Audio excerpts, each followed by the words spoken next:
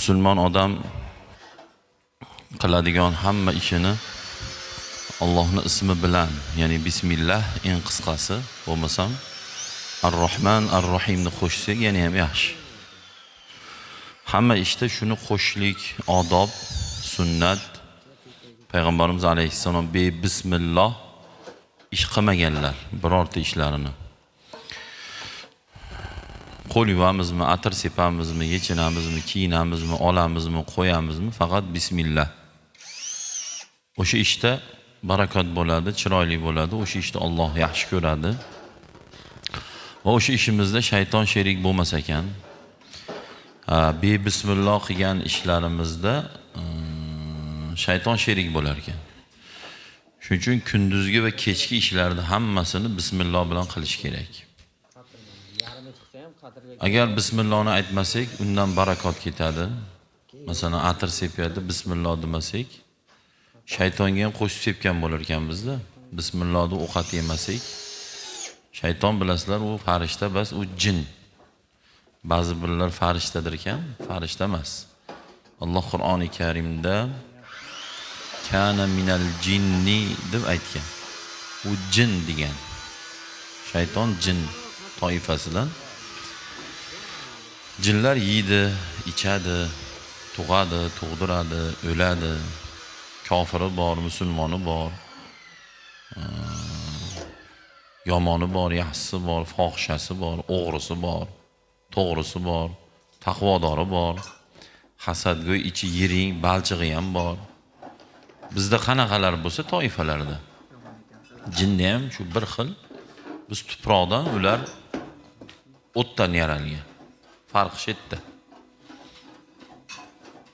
Shuning uchun hamma ishda bismillahirrohmanirrohim deyish kerak. Lekin gunoh ishlarga bismillahni qo'shish u ikkinchi gunoh hisoblanadi. Bismillah deb nos cheksak, nos chekish birinchi gunoh bo'lsa, unga bismillahni aytish ikkinchi gunoh bo'lib qoladi.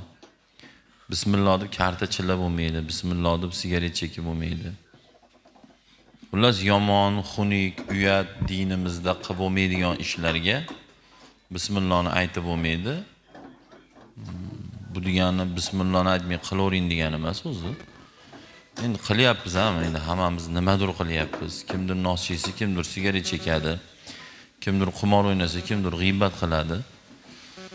Har xil. Masalan, ba'zi birlar aytadiki, "Xo'p, deydi, mana aroq ichib o'tiribdi" deydi. Xo'p, to'g'ri, u yomon ish, gunoh ish, uni unaqa qilib bo'lmaydi, to'g'ri.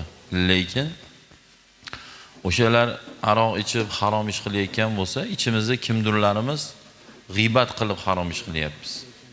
Kimdirlarimiz hasad, ya'ni ko'ralmaslik, kuykanaylik qilib harom ish qilyapmiz. Chunki hasad ham haromda. Kimdir yolg'on gapiryapti, ochiqdan ochiq aldayapti, bu ham harom. Shuning uchun bir narsani unutmaslik kerak, hech kim o'zini boshqalardan yaxshiman demasligimiz kerak.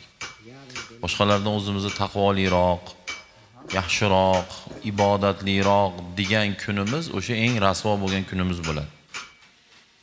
Birovlarni ibodatda, yaxshilikda passanamaylik. U mendan yaxshi deylik. U mendan yaxshi deylik. U yomonligini ko'rib tursiz ham, boshqa tomondan balkim Xudoga yaqindir deyishimiz kerak. Bugun nabarotda siz meni yomon deyapsiz.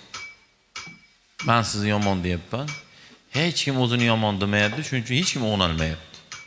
Hech kim o'nalmayapti. To'g'ri namoz bor, do'ppi bor, soqol bor.